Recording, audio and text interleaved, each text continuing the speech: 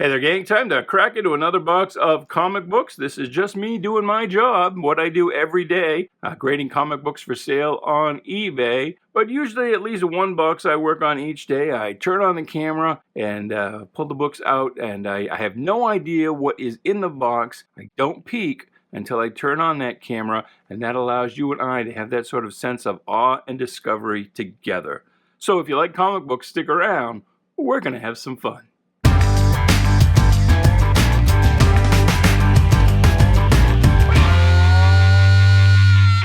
Hey there, Bubby. Welcome to Shanghalla. My name is Duke, and this is an unboxing video. So please do like, share, subscribe, comment, do all the groovy things. Don't forget our Halloween mystery box series. Those are still available. 10 randomly selected comic books featuring ghosts, ghoulies, monsters. There's some candy in the boxes as well, stickers, other fun things. 1 in 10 has a bonus 11th book. Those are very, very cool. Link in the description and in the first comment. So go snatch those. There's only 100 boxes in this Halloween series, so they're going fast. Go get one while they last. But anyway, that said, let us pull out the first stack of books in this box that I will be grading so they can be sold on eBay. The seller name is .com Comics if you're interested. But either way, we're going to have some fun just looking at, oogling, and talking about cool comic books. And so here is Uncanny X-Men number 191. First appearance of, I think it's Nimrod. Is that who it is? And this is a newsstand version, which at this point starts to matter.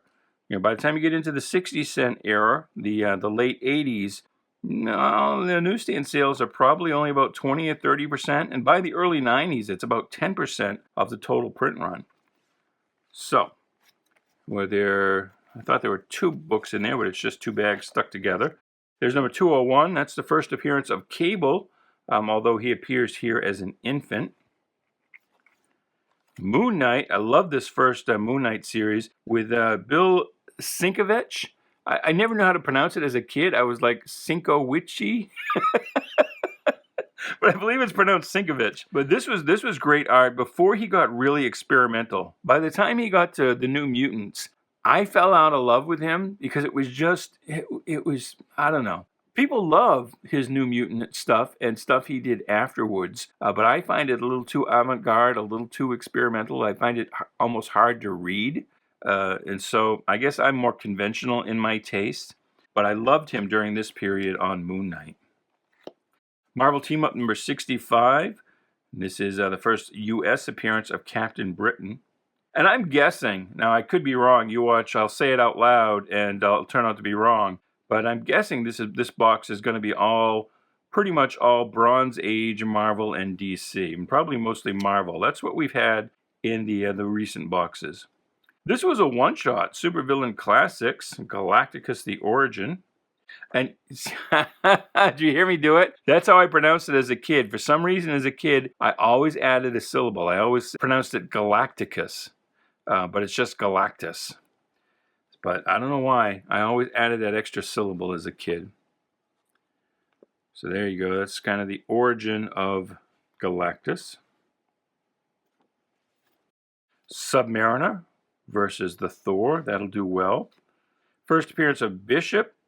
This one runs hot and cold. Sometimes, you know, in similar grades, like 9, 9.2, 9.4, we'll sell this book, and some days it'll go for $20-25, and other days it'll go for like $5. There have even been days that it hasn't sold, and days, you know, the auctions are live for 5 days, but you know, on the days that it closes, there's even been times this hasn't sold at all. So this issue runs really hot and cold. This one usually does well every time, though, but you've heard me say before, even though this is touted as an iconic Jim Lee cover, it doesn't do it for me. I don't know. It's not anything. It's not a poster I'd hang on my wall, but whatever. You know, don't let me talk you out of loving what you love. Captain Marvel number 34. What if Hulk had become a barbarian? Probably would have been something similar to this.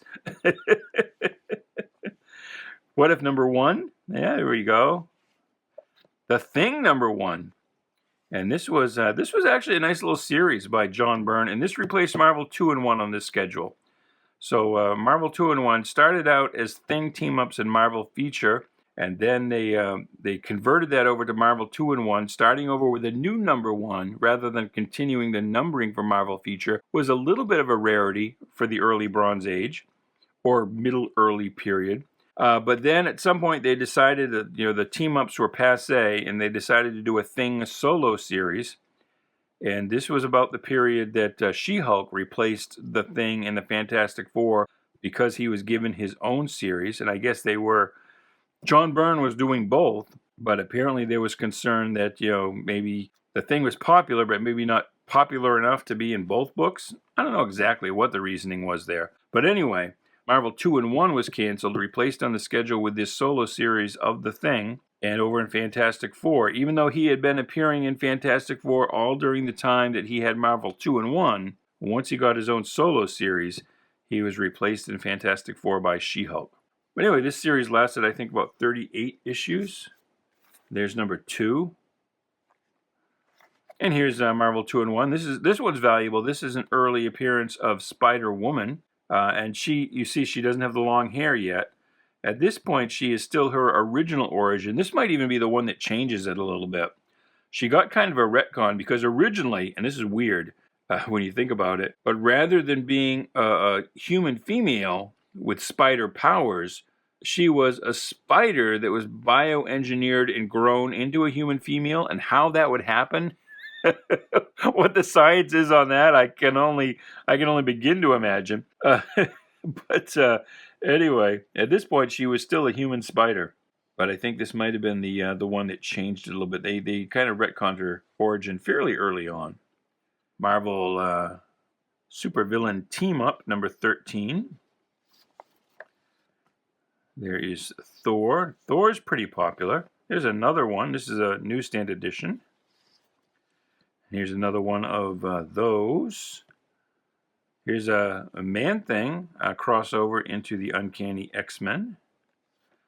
The second part of the famous Days of Future Past story, and again a newsstand edition. Here's the first part, also newsstand. Number 139 with Kitty Pryde. Going back to Fantastic Four, 114, 106, 98, 66. So this is a first appearance of Warlock, Adam Warlock. At this time he was called Him, and at this period he was just in kind of a cocoon. The mystery of the year. What lurks behind the beehive? Well, it's Adam Warlock. So it's really, in this issue, he's only just in his cocoon. The next issue, he pops out, and it's just a cameo. And then his first full appearance is over in Thor. Now we're switching gears. Superboy, a Silver Age book with Super Baby, with his pidgin English. I don't know a real baby that really talks like this. I don't know. I never had kids, so I guess I couldn't say, but I don't know. Infinity Gauntlet number 1. Always a solid seller. I don't know how this will do. Thor 25, a more recent series, kind of a gold foil cover, but I don't know if we're going to get the minimum $10 we're looking for on that. I'll be surprised. If it had been me, I would have put this in a fixed price lot with maybe 6 or 7 or 10 other issues from this series. But anyway. This one we really should stop trying to sell as a single. It's the second appearance of Deadpool, so that's why we try and sell it as a single. But looking back over our past sales, this will often sell for less than $5, and very, very rarely does it get to the $10 plateau. But here's 2 of them. Now, if it was a newsstand edition, it might be different, but I don't know. All right, let's keep on trucking. Let's not waste any time. We got lots to do. This is a popular issue, this anniversary issue with the silver foil here. Now, this has got different versions, and there is an era version. Now, this is the regular issue that doesn't have the silver foil. It's just the regular, printed issue. Then you've got one that's got silver foil, and then there's an era version that is supposed to have silver foil, but it somehow it didn't take during the printing process. So those are just like blank white. And that one's fairly valuable on the back issue market. This one is valuable. In a recent issue, we talked about a recent video. I got comic books on the brain. In a recent video, we talked about the start of the Frank Miller run on Daredevil, and I had said that Daredevil 158, even though it's listed in a lot of places as first Frank Miller Daredevil, it's just in that title. This issue here, number 27, this is the actual first time that Frank Miller draws Daredevil. So that's what makes this particular issue noteworthy. And there is his name, and there is the character. So that predates Daredevil number 158. This one is popular because this is the first John Byrne art. This is John Byrne doing the art in here. And this is, I don't know what that random X is there on the first page. But this is the first time John Byrne draws the new X-Men. They are in here somewhere. Oh, there's Banshee. I don't know where the rest of them are. They're supposed to be in here somewhere. I know there's more than just Banshee. There's the rest of them. And you can see he's drawing very like Dave Cockrum here. At least as far as the X-Men characters. Here's another Marvel Team Up 65. Thor 225, first appearance of Firelord with his crackless ass. Darker Image. I don't know why this is in here. This book doesn't really do well. I will be surprised if this gets to $5, let alone $10. But, you want to test the market every now and again, I guess. Sandman number 8. I'll have to check this. I think it's number 8 that has an error version where like some of the pages are printed out of order. So I'll have to check and see if this is the correct or the error version. Spawn number 9, first appearance of Angela. X Factor number 6, first full appearance of Apocalypse. Vengeance of Bane, first appearance of guess who? Bane. Here is, now we were just talking about this is the beginning of the Frank Miller run on Daredevil. New enough that he's actually touted here as confidently predict newcomer lanky Frank Miller is just such an artist. They're just touting him as being the next great thing. But lanky Frank Miller. Lanky Frank. But that's the start of the Frank Miller run on Daredevil. Wouldn't be too many issues before he's writing as well as drawing. And really, Frank Miller got that job because Daredevil was on the verge of cancellation. So nobody really wanted it. Nobody thought it was going to last much longer. But boy, it took off under him, didn't it? It's Fantastic Four Annual number 5. Oh, wow, look at this. Superman 199, the first Superman Flash race. Sweet. Not a very high-grade copy, but that should still do well. Amazing Spider-Man 39. This is I believe this is the first John Romita issue. This one's a little rough around the edges, too.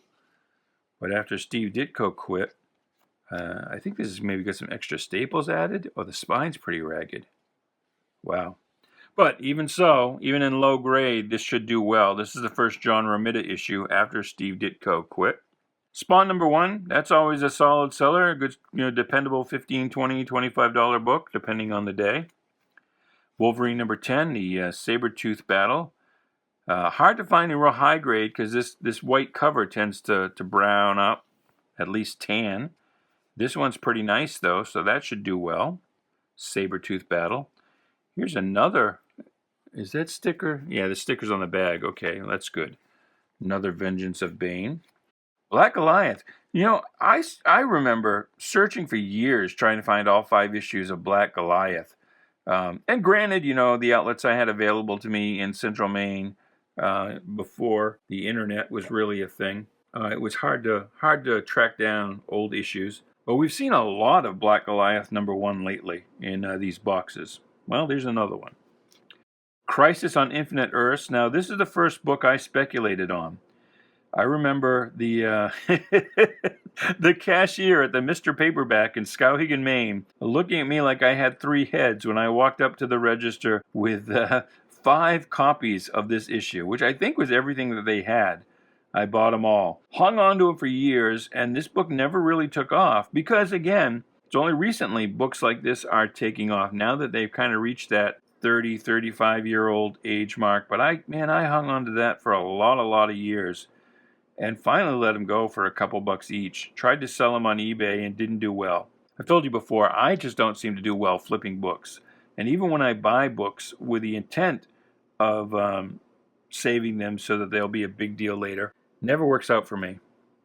But I thought I was going to buy a house one day with those 4 extra issues I got of this, and I think I ended up again selling them on eBay, and like $2 or $3 each they went for. And after the fees from from PayPal and from eBay and the shipping costs, because I probably miscalculated the shipping, I think I ended up losing money.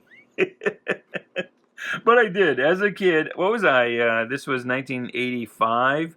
So I would have been, what, 17, 18? I bought 5 copies of that. Well, I still got one of them anyway. Marvel Superhero Secret Wars. I think I actually missed that one as a kid. I don't think I got that originally when it first came out. Here's some more Strange Tales. We've seen a lot of that recently. Here's the first Monica Rambeau Captain Marvel, Amazing Spider-Man Annual 16. First Black Lightning, nice. I don't know what this number 8 is on here, but nice, and a pretty good condition copy. Because of this black around here, it's it just highlights every little tick or crease, so it's hard to find really high grade copies of this. But that one looks pretty nice. I first came on to Black Lightning as a kid with number 4, so I missed the first couple of issues. I've got the full run now. Inhumans, number 1. That's another thing I missed as a kid, but now have the full run in my own collection. There's 2 of them, and these 2 copies are probably nicer than the one I have, but for me there's just 2 grades. And in the comments, actually I stole this from a YouTuber who goes by the name of You Murdered That Guy, and he had said in the comments to one of my past videos that for him they were just 2 grades. And this was on the grading video that I used to do a lot of when I first started this channel, going through the whole 10-point scale and all of that. But he was like, to me, there's just 2 grades, good enough and not good enough. And that's pretty much, in my collection, is 2 grades, good enough and not good enough. And so, yeah, I don't have a real high-grade copy of this. But, I'm not going to bother trying to trade it and sell it and upgrade, because I think mine is probably a 7. And these might be 8s or 9s, but, there it is what it is. Godzilla number 1, very popular book. Journey into Mystery 125, that's the last issue before the numbering converts over to just Thor. ROM number 1, seen a lot of this recently. This is a direct sales edition. You see the diamond box and the bar through the UPC code. And Peter Parker, the Spectacular Spider-Man 97. I don't know if I know exactly what makes this issue special. It's not just the first appearance of the Hermit, I don't think. Here's some Beta Ray Bill action. Mighty Thor 350. I don't know how well that will do. This issue here, Spectacular Spider-Man number 90. This is tied with an issue of Marvel Team Up as the second appearance of the Black Suit. And this came out about a week after the first appearance in Amazing Spider-Man. I'm going to forget the issue number 258. Is that right? Here's Spider-Woman number 1. So we saw earlier the appearance in Marvel Team Up, and she was given her own book, by which time she grew these luxurious locks of blue hair.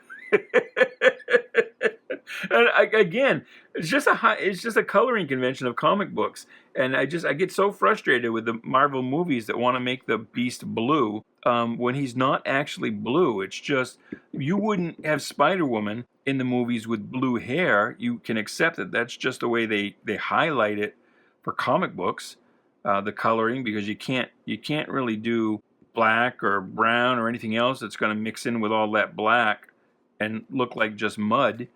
So they use the blue.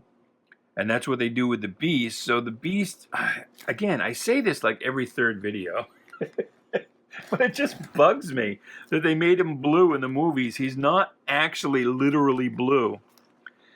Here's another Wolverine number 10 with Sabretooth. Nice Rhino cover, although the issue itself isn't that nice, but that'll still do well. Spider-Man's from this era. You can sell and get your minimum $10 you're looking for in just about any grade. What is this? Strip torn off, page 33. Well, it's a 32-page book, so where's page 33? And it doesn't mean back cover. I'll have to investigate that one when I go to grade it. Amazing Spider-Man 86. This is the first appearance of Black Widow in the familiar leather Diana Rigg style jumpsuit that we are familiar with. Before that, she wore a kind of a mini dress and fishnets, which frankly I wouldn't mind her going back to. This is the last issue of Master of Kung Fu, and I don't know if that was low circulation or not, but I don't know. Key Collector will probably tell you it is. Here's an issue of Green Lantern Green Arrow from the classic Denny O'Neil Neil Adams run, so that should do okay. Also, is number 89, the socially relevant era. Punisher number 1, that's a popular book. That'll do well on eBay. And here is number 1 of the regular ongoing series. Marvel Feature number 2, so the second appearance of the Defenders. They first appeared in Marvel Feature number 1, which was basically... I mean, roll the dice and make a team out of every Marvel character that had his own title at this time, but wasn't in the Avengers. That's basically what's going on here. Oh, nice! This won't do well. I'm sorry to say, but I'm a big Legion fan, and this is a part of the classic Great Darkness saga from the Legion of Superheroes that ran from what was it? 289, I think we started with a prelude and then ran through 295. So this is Keith Giffen at his very finest with Larry Malstead on the inks. Great series that definitely qualifies with the moniker of a saga. It was indeed all that and more. So I love this book, but this probably won't get $5 on eBay. I'll be surprised. Legends number 1. That one doesn't do particularly well either, frankly. There is Legends number 2. And I guess that's all we have of that. Marvel Premiere started out with, after a couple issues with Adam Warlock, and then he graduated to his own title. Doctor Strange took over the title and ran till I think I forget, issue 15 maybe? I'll have to look it up. I'll pop it on the screen. But then he graduated to his own title. After which, the book was taken over by Iron Fist, who lasted I think till number 25 before he got his own title. So Marvel Premiere was kind of like the vice presidency. You gotta run in Marvel Premiere. You are a heartbeat away from having your own title, and often, well, at least in the early part of the run, you did end up getting your own title. This, I think, is the second Iron Fist. I think he first appeared in number 15. There's some more Iron Fist action.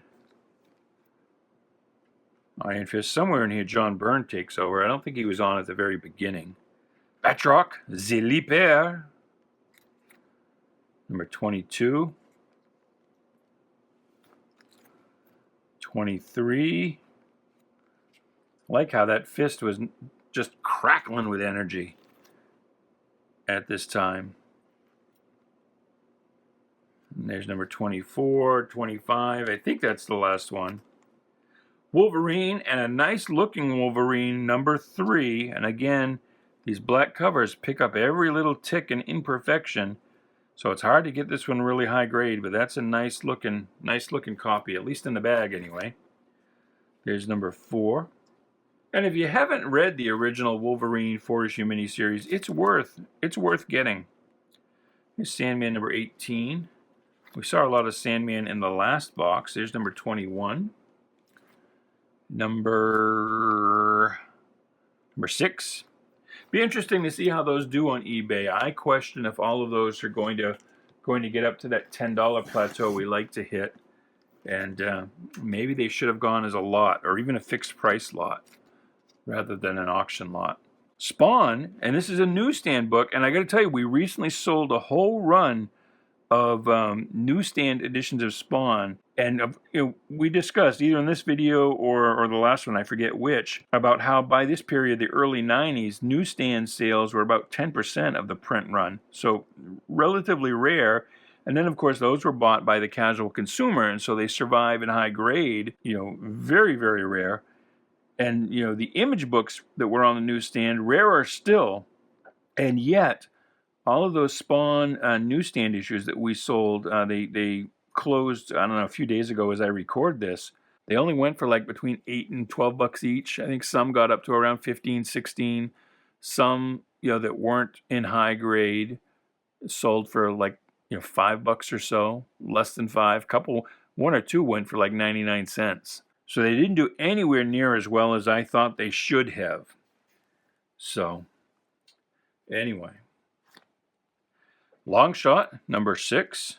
That's a great miniseries too that will reward your tracking it down. Here's number 5. Number 2. And for some reason, I don't know why, but I don't often in these boxes get a full run. I get like random issues of this 6-issue series. And I guess if we had a full run, we would sell it that way, either as an auction lot or a fixed price lot. It could probably go either way. But for some reason, we don't seem to get in collections. And I don't think it's a case of, because a collection will come in and the owner will sort them and send them to different sales streams. Some will go to CGC and be sold on comiclink.com. Some were sold as raw singles and others in multi-book lots. And, the singles will come to my desk. The multi-book lots, the books that are probably you need a couple of books to get to that $10 plateau, those go to another co-worker. And those are sold on eBay. And then we have some that go right into the dollar boxes that we put in our retail store, .com Comics in Freeport, Maine, or we take out on the convention circuit. So I don't think it's a case of, a full series comes in and some of them come to me as singles and some go in other places. I think for some reason we don't seem to get this in collections as a full run. I don't know why. Here's some more Thor. And some Thor during the classic Walt Simonson run with some Beta Ray Bill action. 246 with some Fire Lord. 229. Here's some more Simonson. 372. This is popular first Frog Thor. The frog has a name, but I forget what it is, so I just call him Frog Thor. This is nice. If you're not familiar with this, wow, and it's number 1 too. Doomsday Plus One, a Charlton comic. This was by John Byrne. So this is before his run at Marvel Comics. He started out at Charlton, and this is an early John Byrne series. Here's the Defenders number 2.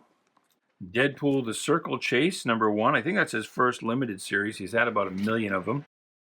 Chamber of Darkness Special number 1. Nice. And I think this mostly reprints, no, this might be newer stories. Or maybe it's a mix of new stories and stuff reprinted from the 50s. Captain Marvel 29, nice cover. We've seen that recently. We just saw Black Lightning number 1. There is number 2 with a Rich Buckler cover. Even though Trevor Von Eden is doing the artwork inside, they gave the cover chores to Rich Buckler. Phantom Stranger with a nice, is that Neil Adams? I think that is Neil Adams. Very nice. Now this is Jim Aparo. I recognize that. No, actually I take that back. I think this is Neil Adams too. Jim Aparo did the interior, I think, for most of these issues. Yes, that's definitely Jim Aparo. But is that Neil Adams or is that Jim Aparo? I don't know. I'll have to look it up. Giant size supervillain team up. It's like, how many hyphens can you fit in one comic book title? That might have the record. I'm not sure. Giant-sized chillers. These books are popular. And it's unfortunate, when I put together the Halloween mystery boxes just recently, I did not come across in the inventory any copies of giant-sized chillers. I would have definitely included those if I had found any. But here we had a copy come in the collection just after I finished building those boxes. Now here's something that is in those boxes. Copies of Worlds Unknown. Although this is more of a sci-fi title than a kind of a Halloween-y mystery horror monster title. Although I guess the monsters qualify. But we definitely had some copies of Worlds Unknown in those. Oh wow, look at this. Adults only. Zap Comics. Unfortunately, we've got a paper shear here, or a tape pull. Not sure how it got sheared. Could be tape. I don't always describe these as tape pulls. We list when we list these on eBay, we include in the description, any damage that's not evident in the scan. And this we would probably put in the description, even though it's it's evident. You can definitely see it, but we just want to make sure we definitely call your attention to it, because a lot of people they do their bidding on their phones, where it's kind of hard to really see the image real well. Even though we do scans, not just pictures, but actual high-resolution scans. But anyway, I don't know how that came off, so I don't always call it a tape pull. I will just call it a paper shear. Here is the last issue of the original run of Ghost Rider, or actually it's technically Volume 2, because Marvel had a Ghost Rider title in the Silver Age. That they had. I take that back. In the Bronze Age, they changed the name to Knight Rider when they reprinted the books. But in the Silver Age, it was indeed called Ghost Rider. And that's the Western character. But anyway, so this is technically, it's the second Marvel book with the title Ghost Rider. But in a lot of places, you'll see it listed as Volume 1 because the earlier volume's a different character. And that's why when I list books on eBay, and each of us that list the books for the company, we do it a little differently. But myself, I don't mess with volume numbers. Because again, there's always disagreement over what qualifies as Volume 1, Volume 2, and even more so when the numbering, in the more recent years when the companies got crazy with numbering and they renumber the book, and then maybe they go back to the legacy numbering, and different price guides and different databases will disagree as to whether that renumbering back to the original numbering is Volume 1 again, it's an extension of Volume 1, or is it a new volume? And you've got things like this, is this Volume 1 or Volume 2? So when I do a listing, I just put the year of publication in the title. So anyway, Punisher, Amazing Spider-Man 202. There is 201. Nice books. Issue 200, very popular, newsstand edition. The Hobgoblin, number 239. Popular Amazing Spider-Man Annual number 12 with the Hulk. And that's a John Byrne cover. I think he does the artwork inside as well. Here's Annual number 13. Annual number 10 with the first appearance of the Human Fly, the villain. Marvel also did a series with a heroic Human Fly that was actually based on a real person. There was a stuntman in the 70s who went by the name of the Human Fly. And his shtick was he was in this full face mask costume, and nobody knew who he actually was. He had a quote-unquote secret identity. But anyway, so this is different than that Human Fly. Here are some actual human spiders, or spider humans, however you want to say it. Number 205, early appearance of the Black Cat. I think that's probably like her third appearance, maybe. There's 204, so I guess this may be her third appearance. Not sure. Because she appeared in 194 and then again in 195. This one's got an unfortunate bend here, but there's 203.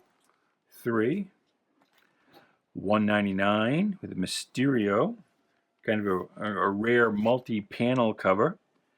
Kingpin in 197. I think the rest of this box is going to be Spider-Man the rest of the way. 196. Here's that Human Fly again. Sometimes they call them just the Fly.